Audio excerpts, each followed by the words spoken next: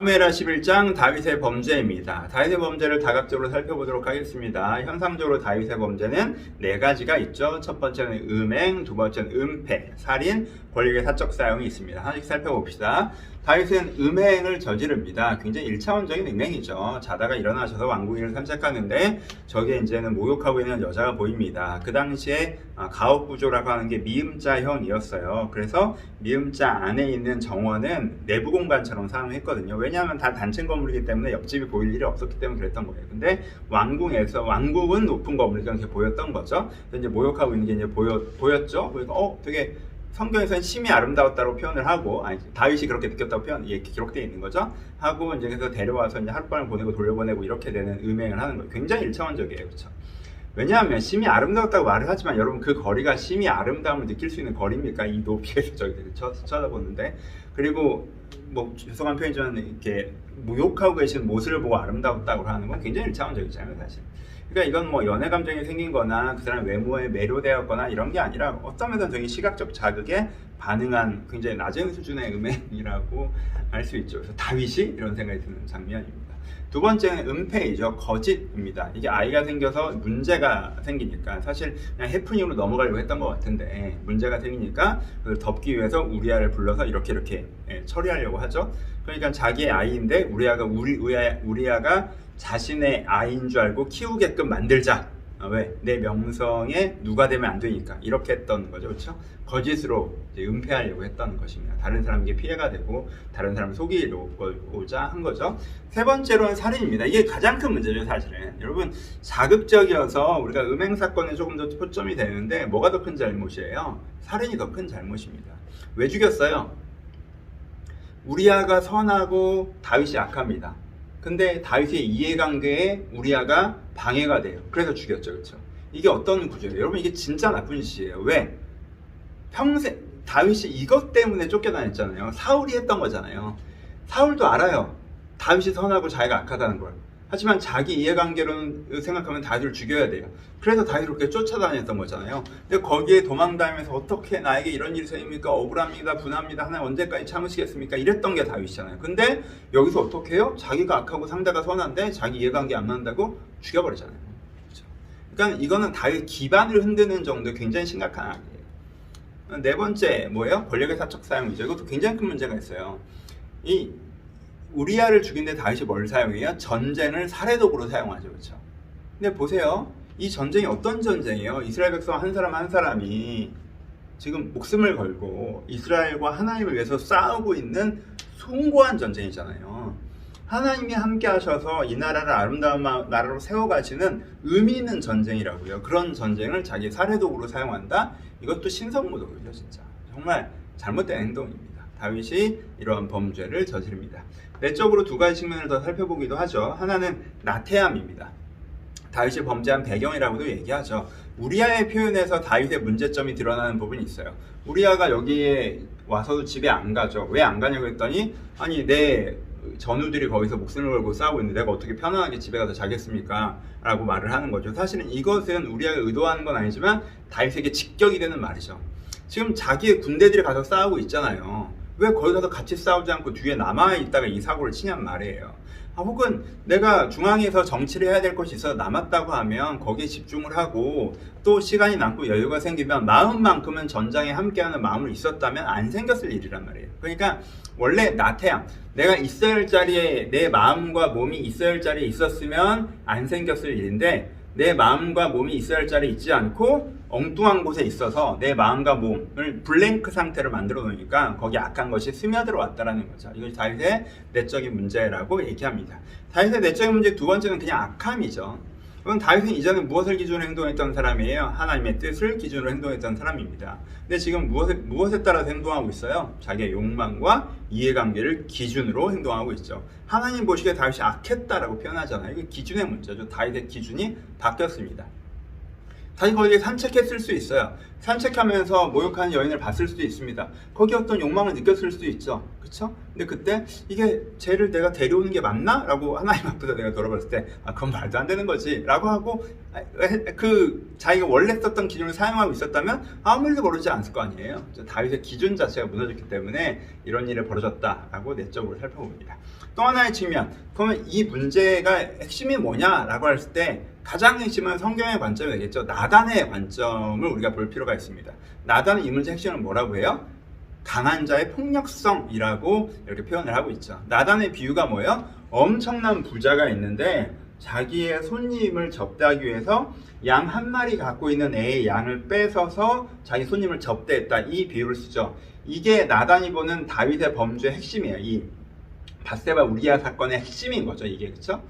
그러니까 뭐예요? 다윗의 핵심인 잘못이 뭐라고 나단은 지적하냐면 네가 왕이 됐더니 네가 잘나가지고 네가 대단한 사람이라고 생각해서 너의 작은 유익을 위해서 너보다 약한 사람들의 큰 부분을 착취해도 별 문제가 없다는 듯이 네가 생각하고 있는 거. 이게 네 가장 큰 문제라고 얘기하는 거예요. 이게 세속적인 왕의 그런 많이 있는 거죠. 그렇죠?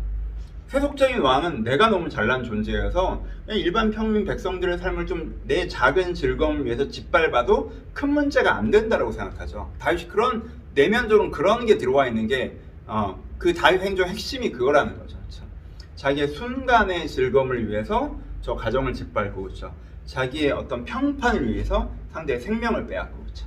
이 가진 자의 폭력성을 이제 다윗이 보여줬다는 것이 이 다윗의 범죄의 가장 큰 핵심이라고 성경은 지적하고 있습니다. 그래서 이렇게 다윗이 범죄합니다. 적용합시다. 어떤 분들은 이런 질문을 하세요. 어떤 다윗 정도 됐던 사람이 어떻게 이렇게 추락할 수 있냐? 왜냐하면 이 다윗의 범죄라고 하는 게 현상적으로 봤을 때 너무 이거는 그냥 강력 범죄잖아요. 너무 수준 낮은 범죄를 범하니까 사람이 어떻게 이럴 수가 있냐?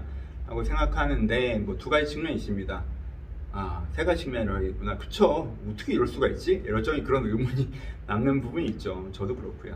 또 하나의 측면은 설명을 하려니까 하는 것이지만 신앙이라고 하는 것은 무슨 보석 세공하듯이 한번 다이아몬드 제대로 세공해 놓으면 그 상태에서 계속 빛나는 게 아니라 나무 가꾸듯이 계속 잘 돌봐줘야 생명을 유지해가는 거잖아요. 신앙의 성숙이라는 건 그런 거거든요. 그래서 내가 어떤 수준에 도달하면 쭉 가는 게 아니라는 거죠.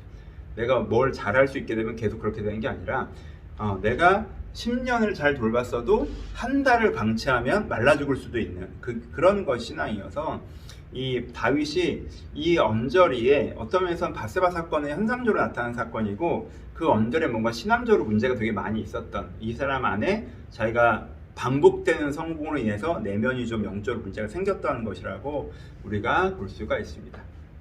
두 번째, 그리고 세 번째인가? 그래서 이렇게, 근데 사실 이게 어떻게 다윗이 이럴 수가 있어? 라고 얘기하지만 넓게 보면 이게 굉장히 어려운 문제였어요, 사실은. 이게 높이의 문제라고 표현을 하는데, 여러분 봐요. 평행봉을 1m 높이에서 걸어가려고 그러면 사람들 다 잘 걸어가요, 그쵸?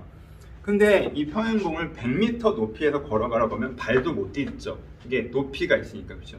근데 여러분, 어떤 문제를 보면 똑같잖아요. 1m 높이의 평행봉을 걷는 거나 100m 높이의 평행봉을 걷는 거나 기술적으로는 같잖아요. 근데 왜 100m에서 어려울까요? 그게 높이의 문제라고 얘기를 하는 거예요. 그렇죠? 그런 것처럼 일반인들은 이렇게 우리가 1m 높이에서는요 그런 범죄를 안 저지르기가 너무 쉬워요. 근데 100m 높이에서는 그 범죄를 안 저지르기가 어려운 그런 것들이 있어요. 그렇죠? 그래서 우리가 그러니까 내가 높은 사람이 됐을 때, 그러니까 내가 아무것도 아닐 때 그 범죄를 안 저지르는 건 되게 쉬운데, 내가 높은 사람이 됐을 때 그 범죄를 안 저지르는 건 상당히 어려운 일인 경우가 있다는 거죠. 그렇죠? 이제 이 높이의 문제라고 얘기를 해요. 그러니까 우리가 어려울 때는 절망이 우리 가운데 제일 큰 숙제예요. 난 끝났어. 그리고 우리가 평범할 때는 나태가 우리 가운데 제일 큰 숙제예요. 그냥 사람 사는 건 다 똑같지 뭐. 이런 게. 그리고 우리가 높은 사람이 됐을 때는 자만이 우리 가운데 숙제예요. 나는 대단한 사람이니까 이 정도는 해도 되지 뭐. 이런 거 그렇죠. 내 뜻대로 하고 막 이런 거. 그렇죠? 이런 부분을 좀 묵상하실 필요가 있습니다. 그러니까 이게 다윗이 심각한 형태로 나타나긴 했지만 굉장히 많은 사람들이 실패한 지점이에요. 이 세대 이스라엘들도 이스라엘 땅에 들어왔잖아요. 그래서 훨씬 더 어려운 적군을 믿음으로 싸서 이겨놓고는 남은 땅을 정복하라고 하는데 그건 못하겠어요 라고 하고 안 할래요. 지금 이미 정복한 땅도 크니 웬만큼 되니까 여기서 그냥 살게요. 그래서 먹고 살만하고 자기가 어느 높이에 이르면 안 들어먹는다는 거예요. 사사기에서도 계속 반복이잖아요. 어려울 때는 하나님 이러다가 좀 먹고 살만하면 또 자기 멋대로 하고 그랬던 부분이 있죠.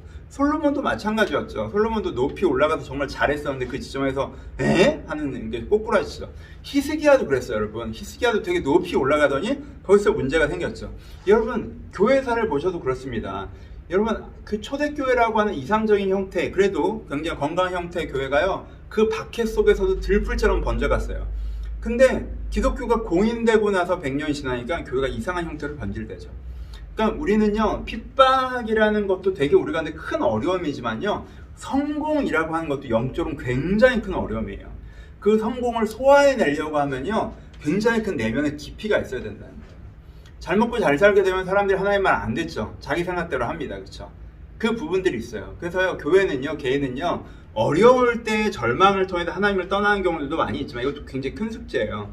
하지만은 성공할 때 자만으로 하나님을 떠나는, 겉모습은 안 떠나는데 내면적으로 하나님을 떠나는 이 실패가 역사 속에서 훨씬 더 많이 발생했고, 다윗도 그런 부분에 문제가 생겼다는 것을 생각해 볼 필요가 있습니다. 그래서 여러분, 성공하셨을 때, 뭔가 잘 됐을 때 자만해지지 않도록, 내가 잘 됐으니까 내가 뭐 이거 그냥 내 생각대로 해도 되고, 그리고 내가 뭐 좀 나보다 못난 사람들 무시 좀 하고 그럴 수 있다. 큰일 납니다. 이 부분을 좀 묵상해 보셨으면 좋겠고요. 또 하나는 이제는 죄 자체에 대한 부분이죠. 죄 자체에 대한 부분이죠. 이 위대했던 사람, 이 정말 얼마나 아름다운 성공가도로 달리고 이대로 쭉 갔으면 정말 다윗의 시대가 얼마나 더 빛났을까. 근데 이 사건 이후로 다윗의 역사라는 게 진짜 완전 무슨 스캔들의 연속이 돼버리잖아요. 진짜 난장판이 되잖아요. 이게 없었으면 이렇게 쫙 갔을 수도 있었던 역사가 참 안타까운 부분이죠. 근데 이것을 우리에게도 내가 정말 하나님과 함께 내 인생을 아름답게 만들어갈 수 있는데, 내가 어떤 자꾸 죄의 문제를 일으켜서 그거에 의한 파동을 만들고, 그래서 내 인생의 그 가능성을 훼손하고 있지 않은지 생각해 보시고, 내가 하나님 내 인생의 죄악들을 좀 끊어낼 수 있도록 이런 것들도 생각해 볼 수 있고요. 이건 참 생각보다 적용할 게 많은. 세 번째는 이제는 여러분, 작은 범죄에 예민해야 되는 것이 있습니다. 여러분, 다윗이 풀패키지로 이렇게 될 줄 알았으면 애초에 시작 안 했을 거예요. 그렇죠? 저 여자를 데려오면 나는 내 충성스러운 부하를 죽이고 뭐 하나님을 멸시하고 막 이래야 될 거야 라고 하면 안 했겠죠. 근데 다윗은 그냥 요 정도는 괜찮지 않나? 되게 매력적인 여자가 있어서 얼굴이나 한번 보자. 봤는데 이 여자 반응도 나쁘지가 않네. 그러니까 오늘 밤만 재밌게 지내고 각자 아름다운 추억으로 쿨. 이러면 좋지 않나? 이거는 그렇게 큰 문제가 아니냐. 이렇게 시작한 거예요. 그렇죠?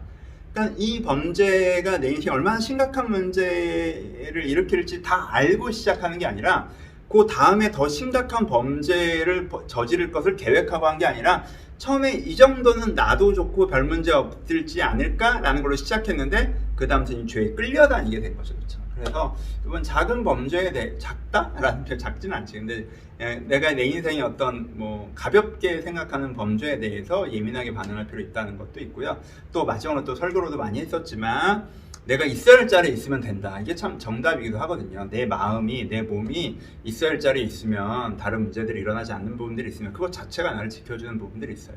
라는 거에서 우리가 나태하게, 안일하게, 나태와 안일한 마음을 먹어서 어설프게 내 마음과 삶을 블랭크로 만들어, 공백으로 만들어 이상한 것이 거기를 채우지 않도록 내가 있어야 할 자리에 내 마음과 몸을 두는, 그리고 내 시간을 좀 아름답게 잘 해야 될 것들로 잘 채워내는 것들이 필요하다라는 것도 묵상해 볼 수 있을 것 같습니다. 정말 안타까운 장면이죠. 그래서 이제 그냥 다윗 왜 이래? 라고 하지 마시고 죄에 대해서 한번 묵상해 보시는 계기가 되었으면 좋겠습니다. 감사합니다.